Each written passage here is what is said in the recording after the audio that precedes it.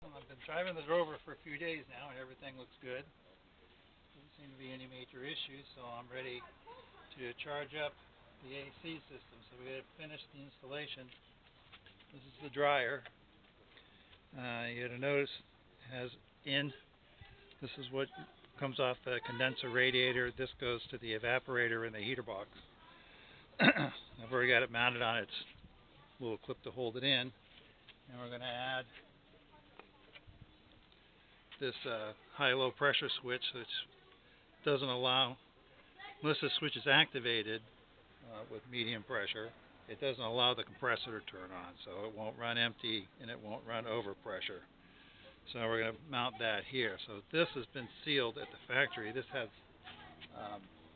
it's under a vacuum right now, and I've just left it that way. That's why I didn't install it before, because if you just leave this open to atmosphere, it absorbs the moisture out of the air. And even here in the summertime, the humidity is still 20–30%. So if you leave it, it'll just saturate this thing and it won't be a dryer anymore. And you can dry it out again by leaving it under a vacuum for a period of time, which is fairly long, but it's a pain in the butt. So the best thing is to do is to just leave it exposed to the atmosphere as short a time as absolutely possible. So I'm ready to put it in. Got the rest of the gauges hooked up and everything else. Now it's just a matter of undoing this and adding the bits.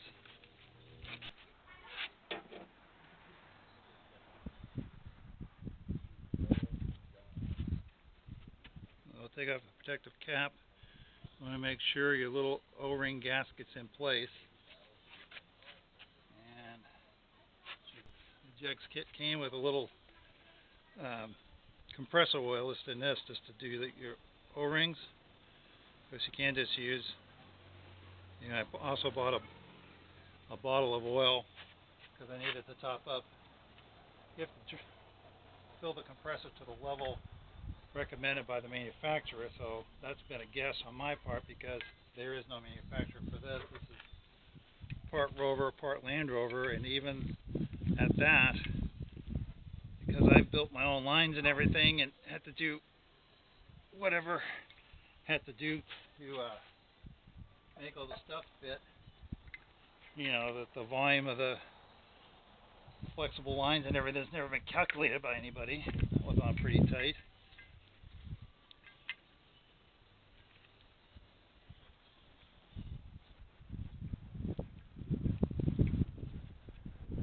That's that even has an O-ring on it.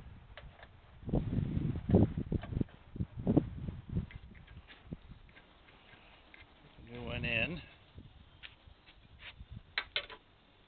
make sure you put it in the sides. It's going to give you access. And this one, the best access is because it mounts on a bulkhead like that. So I with this side for my wiring, these fit. And we take these end caps off.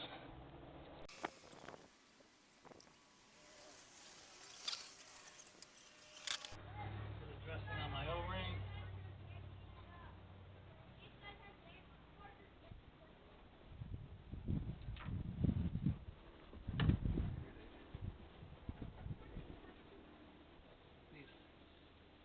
Get these lines in place before I bolt it up on the firewall, just because it's easier to work through. It's a tight spot down in there.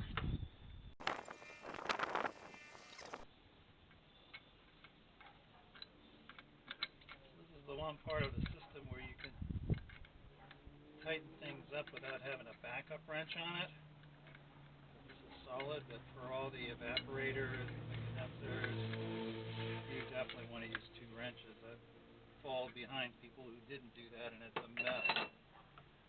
Pull the stag dashboard apart because the guy wasn't using the air conditioning, decided he didn't want the lines to be in the way, and just put a big old wrench on it and literally twisted the end of the evaporator off, which ruined it. And then trying to find an evaporator for a stag, not so easy. Not to mention, of course, I had to take the dashboard completely apart, pull the heater box, all that stuff.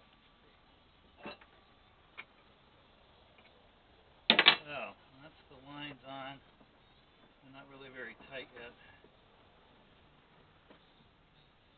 Get down here. I may not be able to do this way. I may have to put this on the other side. There's just not enough room. I can always adjust the clamp to get it to be higher. I'm going to have to mount this facing that way with the wires coming in back because I'm running up against the radiator bulb. Here's the dryer in place. I flipped it around to the other side. It just cleared this little mounting bracket. Bring the wires in here. This is the old wire. There's a bullet connector, so I'm going to have to make up a lead from here to here, and then I'll make up another lead. Goes from here, tying into the compressor. This is for the fan clutch, and of course I'll need a ground as well. That'll be easy enough. So these are in. These are all snug. The rest of the system's tight. This is the gauge setup. These ones came from Harbor Freight. I've had them for quite a few years. They work pretty good. I suppose just to put a vacuum on, you don't really need to hook up both sides, but we're going to need both sides hooked up anyway, so went ahead and did that. This is the air pump, or vacuum pump, which I actually bought from a surplus place pretty inexpensively. So it's just a matter of turning it on, let the system come up to vacuum, which will show up on the gauge, and then this gauge, and then see if it leaks. And if it leaks, maybe be able to find it under vacuum, though it's pretty difficult unless it's a really bad leak. If not, we'll have to put some Freon in, and I do have a sniffer. So I'm just going to go turn the vacuum pump on and see how that goes.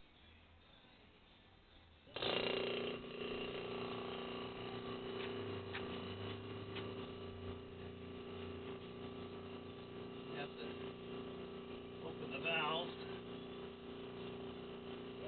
here and here. And here's the pump kicking in.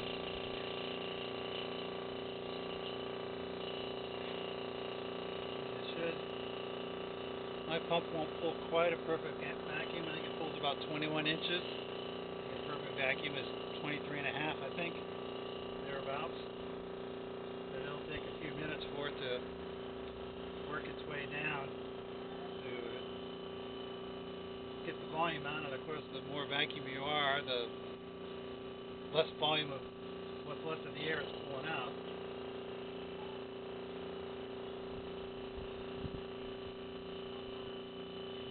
Slowly creeping. We'll check back later. The vacuum pump's been running for about an hour now. So I do that. It boils off any moisture that's in the system. So the fact that it's at vacuum, the lower the air pressure, the lower the boiling point of water. So I mean, it's 90 degrees out, so that water will boil quite readily under minus, whatever that is, about 20 millibars. So I'm going to shut down these gauges.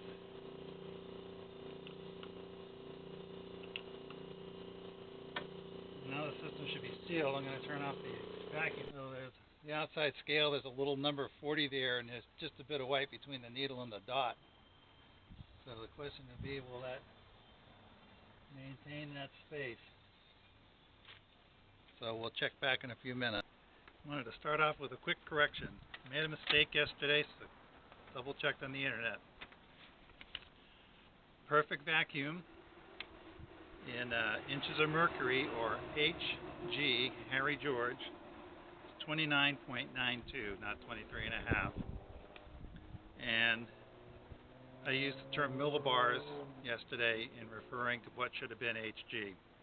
And it's actually 1,013 millibars equals 29.92 Hg. So essentially 1,000 millibars is what they call a perfect vacuum. And it's always done with quotes because perfect vacuum does not mean the lack of anything else. I think that it basically is at the point when the gases are fully expanded, so they are not putting any outward force. I know I have a friend that worked with high-tech vacuum, and at some point they start having to just start using equations of probability about whether a molecule from the gas will fall into the pump to be evacuated, because there's no actual flow. So anyway, so that's my correction. Just wanted to straighten that out. So the good news is, if you can see it, it's been over a day and our gauge is still at, it's moved like 128th of an inch, and it's not quite the same temperature right now as it was yesterday. So basically going to call that good. So we're going to charge the system with Freon and see if it'll cool. So I'm going to need to get set up for that. So I'm going to shut the camera off for a bit and I'll turn it back on. I'm ready to fill the system now. First thing I'm going to do, I swapped out the vacuum compressor for a Freon tank. This side's still under vacuum, but this is full of atmosphere now. If you look, there's a cap, a little Schrader valve like in a tire. Blow that off. So I start feeling cold.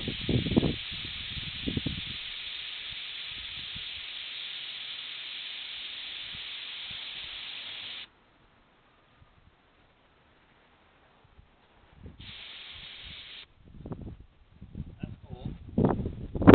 So, right now, the system's under vacuum, so no matter what I do, the pump won't pump. So, because it's under vacuum, I can now open these valves, and that's just pulled Freon into the system. Got about 70 pounds in it now just from doing that. I weighed this before we started. It was at 28 pounds. Start it up, get the pump going, and see how that does.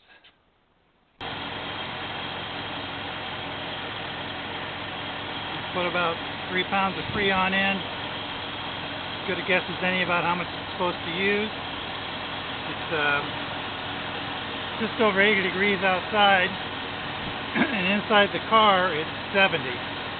So, and it's a black car, so I think that's doing pretty good, because it's at idle too. It's obviously more efficient when it runs fast. So there's the setup. The test gauge is still in there.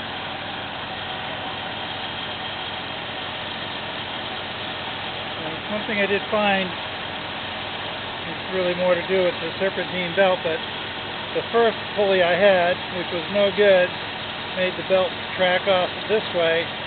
This new pulley, much better design, but it was tracking back a little bit, so I had to shim it to get it to run square. I don't know if you can see it or not. There's just this, there's a little tab back there. A little tiny piece of sheet metal. Just put it behind and tighten it up.